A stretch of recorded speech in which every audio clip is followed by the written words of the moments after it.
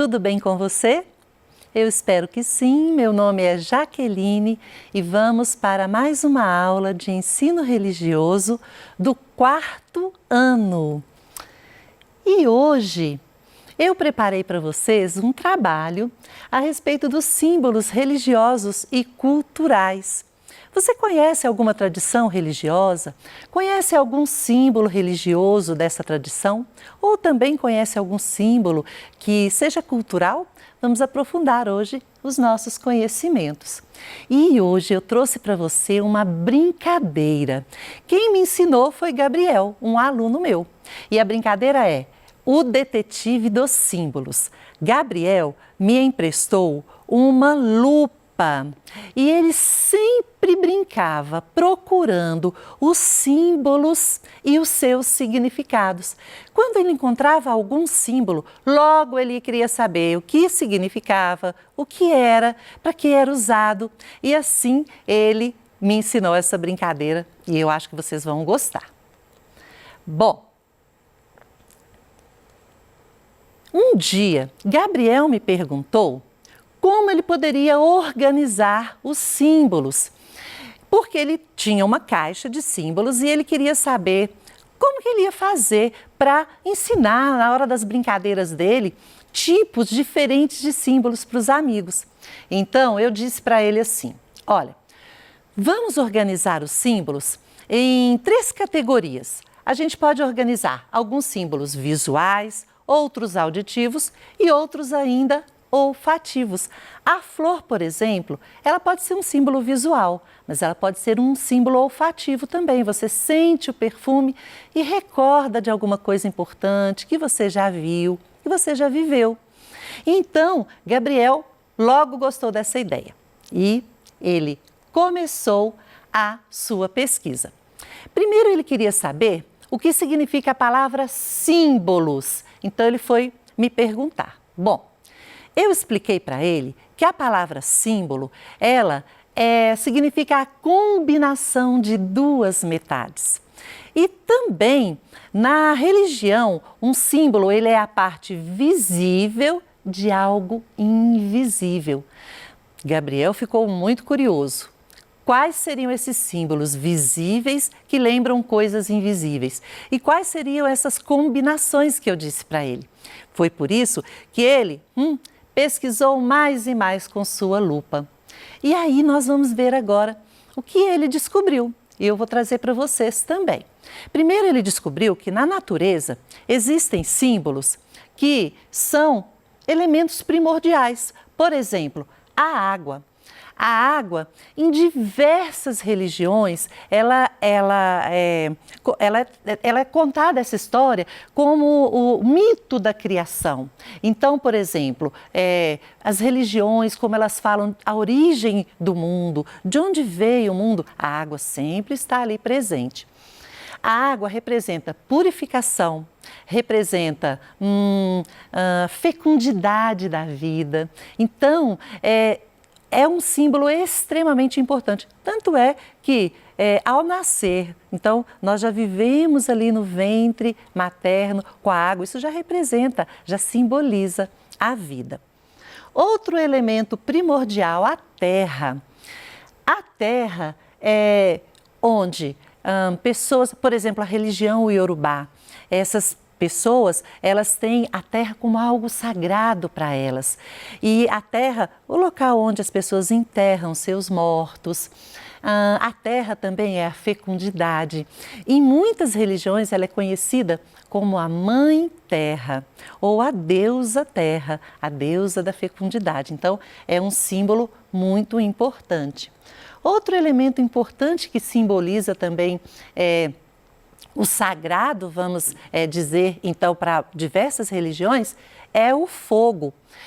Há um filósofo muito importante chamado Agostinho de Hipona, e o que ele fala?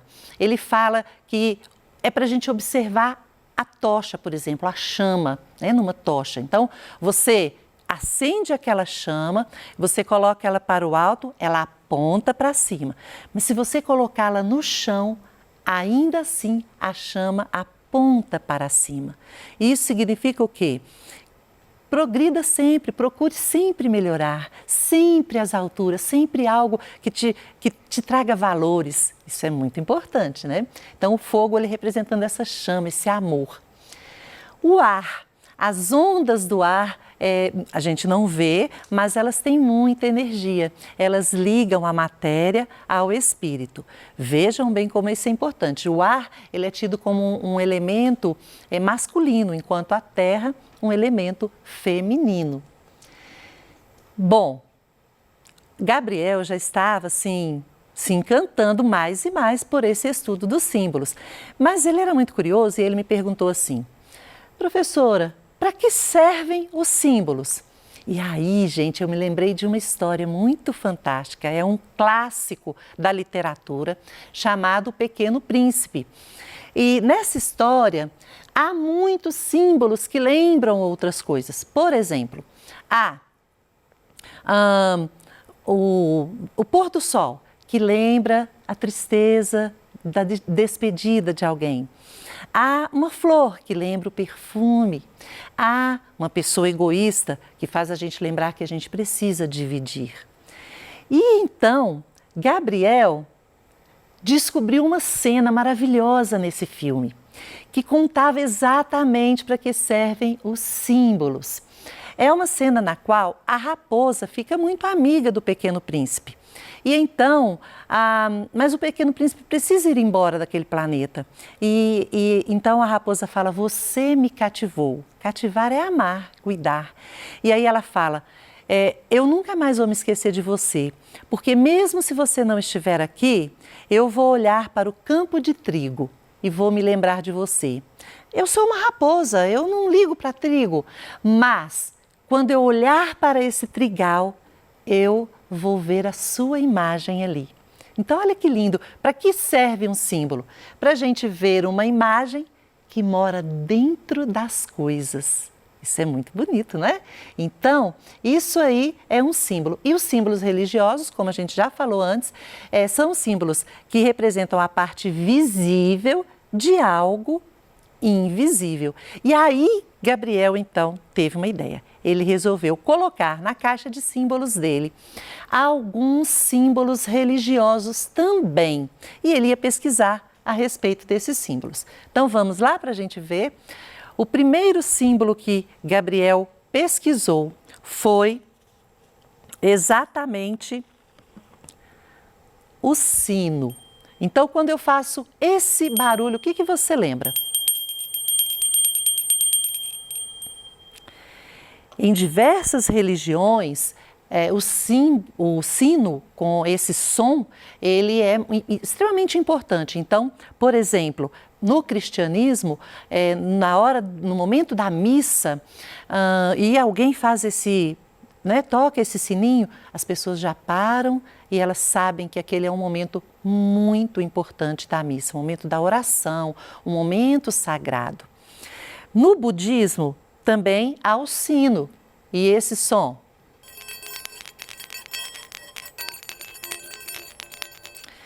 E então, ao ouvir esse som, as pessoas, elas pensam que esse som ele é algo efêmero. Essa palavra significa algo transitório. Não há como eu segurar esse som, mas ele vem, ele é importante, mas ele vai embora rapidamente. Então é algo efêmero, significa transitoriedade, algo passageiro. Então, Gabriel já descobriu esses símbolos aí. Ele também pesquisou ele pesquisou um som sagrado para o hinduísmo, que é o som Om. Esse som, as pessoas fazem muito mantras com ele. É um som que as pessoas vão repetindo. É um som nasalado, na verdade. E eles vão repetidas vezes fazendo esse som. Ele é tido como um som sagrado porque as pessoas dessa religião, do hinduísmo, eles se lembram de Brahman, que é um líder dessa religião, que é um deus, na verdade, dessa religião. E esse som, ele tem a ver com a vida, ele tem a ver com a paz. Um símbolo visual, que é a cruz, Então, a cruz, para o cristianismo, ela lembra a união do céu com a terra e de todas as pessoas. A cruz, na verdade, ela não é apenas um símbolo criado ou trazido pelo cristianismo. Há muitos anos atrás, as pessoas pesquisaram e encontraram cruzes feitas em mármore e que antigas, muito antigas. Então, mas há uma peculiaridade na religião cristã em relação à cruz, porque a cruz lembra a morte de Jesus. Então, é um símbolo que traz esse pensamento, esse momento que talvez para as pessoas daquela religião seja um momento talvez o mais importante, mas não apenas a morte. A cruz vazia lembra a ressurreição de Jesus. Então, esse talvez seja um momento que, para essa religião, a vida venceu a morte. Então, isso é um símbolo muito importante para essa religião. A estrela de Davi, para o judaísmo, é um símbolo também que une, né, o céu e a terra, a experiência divina com a experiência humana, porque são dois triângulos, um aponta para o céu e o outro aponta para a terra. Então, é um símbolo do judaísmo. Esse também é um símbolo do selo de Salomão. Era um símbolo usado naquela época pelo rei Salomão. E aqui, bem suave, tem um menorá. É um candelabro de 7 velas que representa a união da família. São esses símbolos do judaísmo. A lua e a estrela para o Islã, essa lua crescente, por que ela é tão importante para eles? Porque é o calendário lunar, eles seguiam pelo calendário lunar. E a estrela de 5 pontas são os ensinamentos de Maomé, de fé, caridade, peregrinação, tem vários ensinamentos. Então ele vai colocando ali cada parte daquela estrela, um dos ensinamentos de Maomé. Então, é o líder deles e aí, para eles, é uma grande importância esse símbolo. E o Yan e o Yin, símbolos do taoísmo. Então, símbolo do taoísmo. Sendo que a parte aqui mais clara representa o dia, a atividade. E essa outra parte, a noite, a passividade. São complementos, esses opostos, mas que se complementam. Isso significa o movimento da vida, transformações e que nada é estático. Então, esse é um símbolo bem importante para eles. A roda da lei, para o budismo, essa roda, ela relembra o quê? A biga é a roda de uma carroça. E cada raio dessa roda é um dos ensinamentos de Buda. Tem a ver com o nobre caminho óctuplo. Por que nobre? Porque é um caminho correto que eles ensinam para as pessoas dessa religião. Caminho, porque é como se fosse uma trilha que a pessoa vai seguir ao longo da sua vida para que não haja sofrimento, né? Ou para que diminua a questão do sofrimento na vida dessa pessoa. E óctuplo, porque são 8 elementos. Então, entre eles temos lá pensamento correto, a fala correta, a concentração correta. Temos também a vida, o esforço, as ações corretas, a atenção e a concentração corretos. Então, é um caminho e é um símbolo bem importante para o budismo. Para os povos indígenas, o cocar. Qual a importância dele? Cada pena desse cocar, ela tem um significado. Para, por exemplo, os indígenas que vão para uma batalha, então eles vencem aquela batalha, então eles recebem aquela pena. Para um líder daquela religião, quando ele faz o bem para a comunidade, então ele recebe outra pena. Então, é um símbolo sagrado extremamente importante para essa religião, que é o cocar. Bom, Gabriel, então, pensou assim, eu já sei que existem maneiras, existem formas de da gente dividir esses símbolos de formas que a gente possa entender melhor cada um dos símbolos. Então, vamos